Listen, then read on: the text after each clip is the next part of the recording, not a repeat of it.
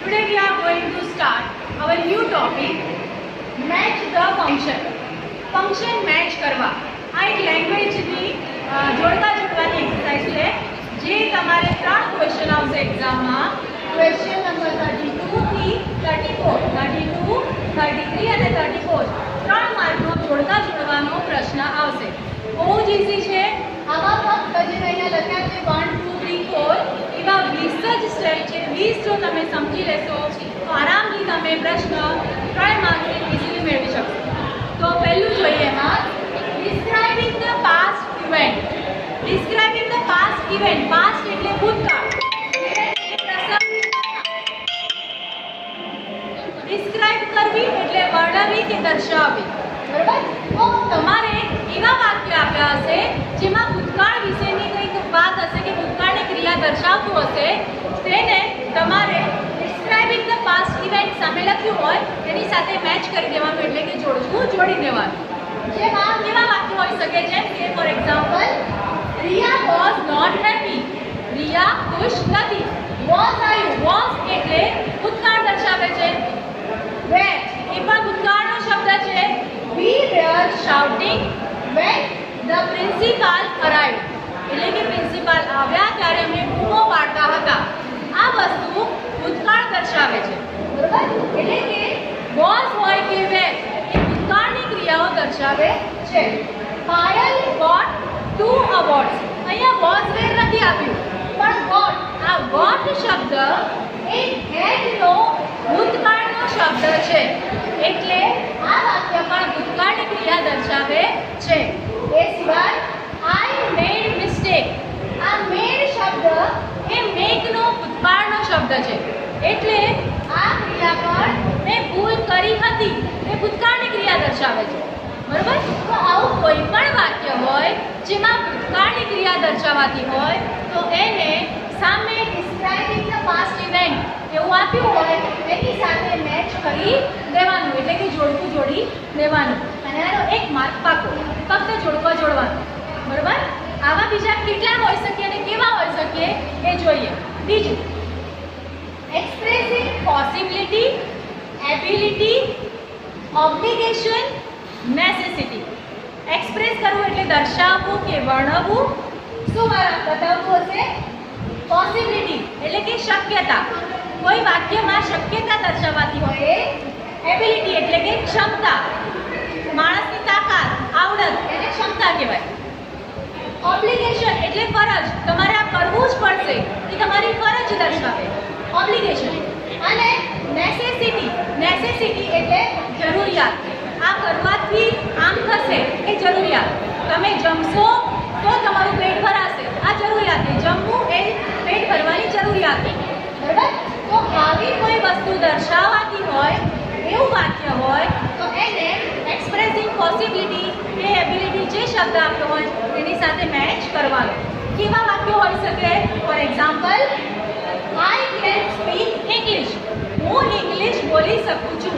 આ જે કેન શબ્દ છે વિદ્યાર્થી મિત્રો, આ કેન શબ્દ ક્ષમતા માટે વપરાય છે, આવડત અને ક્ષમતા માટે. બરાબર? પછી we may return late from the party. may શબ્દ એ શક્યતા દર્શાવે છે. બરાબર? એટલે શક્યતા દર્શાવવા માટે may શબ્દ હોય છે.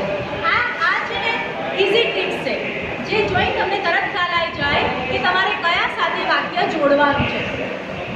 You must obey the rules of the road. must શબ્દ એક ફરજ દર્શાવે છે. બરાબર?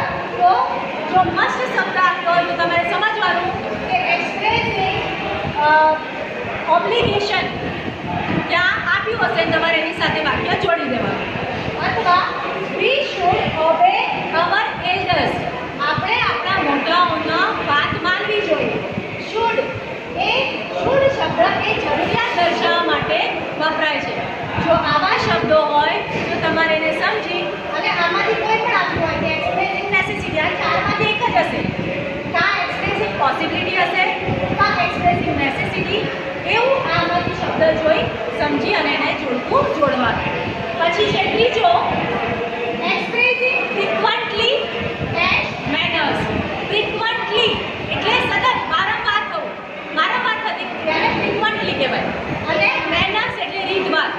આપણે કહે છે કે તમારામાં સારી મેનર્સ હોવી જોઈએ, એટલે કે તમારી સારી રીતભાત હોવી જોઈએ, વર્તન સારું હોવું જોઈએ. બરાબર? તો મેનર્સ એટલે વર્તન કે રીતભાતને મેનર્સ કહેવાય. તો એના એક્ઝામ્પલ જોઈ લઈએ. કેવા વાક્યો હોઈ શકે? She always helps her friends. Always, હંમેશા. એ હંમેશા દર વખતની પ્રવૃત્તિ બતાવે છે. વારંવાર આ કામ એ કરે છે, વારંવાર બીજાને હેલ્પ કરે છે. બરોબર? તો વારંવાર થતી ક્રિયા એ ફ્રીક્વન્સી બતાવે છે. એટલે સામે લખ્યું હોય કે એક્સપ્રેસિંગ ફ્રીક્વન્સી, તો તમારે એની સાથે આ વાક્ય જોડી દેવાનું. ત્યાર પછી ભૂમિ રેરલી યુઝિસ WhatsApp. ભૂમિ ક્યારેક જ WhatsApp યુઝ કરે છે. જો ક્યારેક, રેરલી આ શબ્દ એ શું બતાવે છે? તો એની મેનર્સ બતાવે છે. તો રીતભાત કે મેનર્સ દર્શાવતા શબ્દો હોય તેને એક્સપ્રેસિંગ ફ્રીક્વન્ટલી કે એક્સપ્રેસિંગ મેનર્સ સાથે જોઈન કરાય. જો કયા શબ્દો હોઈ શકે એ પણ હિન્ટ આપી દો.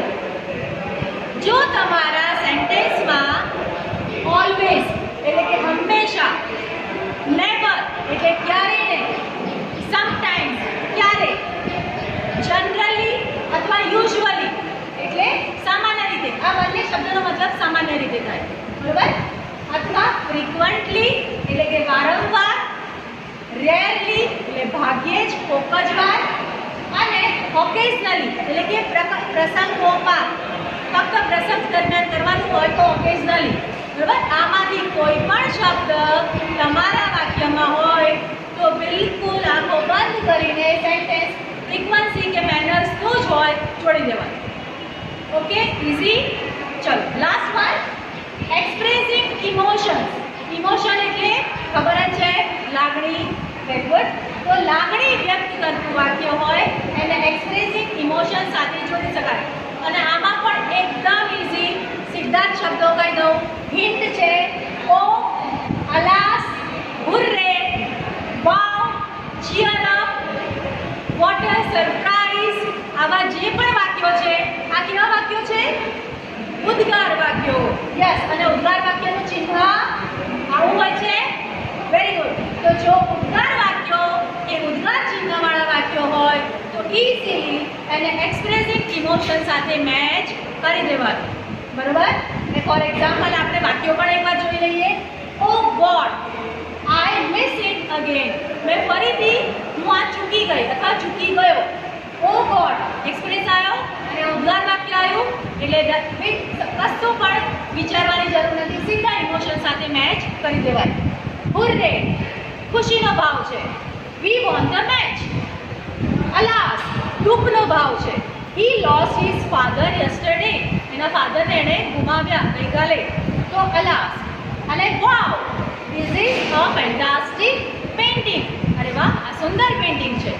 એટલે જે પણ ઉદ્ગાર વાક્યવાળા છે, ચાહે દુઃખદ હોય કે સુખદ, એ લાગણી દર્શાવે છે. અને લાગણી દર્શાવતા શબ્દો એટલે એક્સપ્રેસિંગ ઇમોશન સાથે એને જોઈન કરી દેવાનું. ઓકે સ્ટુડન્ટ્સ, આ પ્રેક્ટિસ કરતા રહેજો. આ બધું નોટબુકમાં ઉતારી દેજો. Good bye, take care.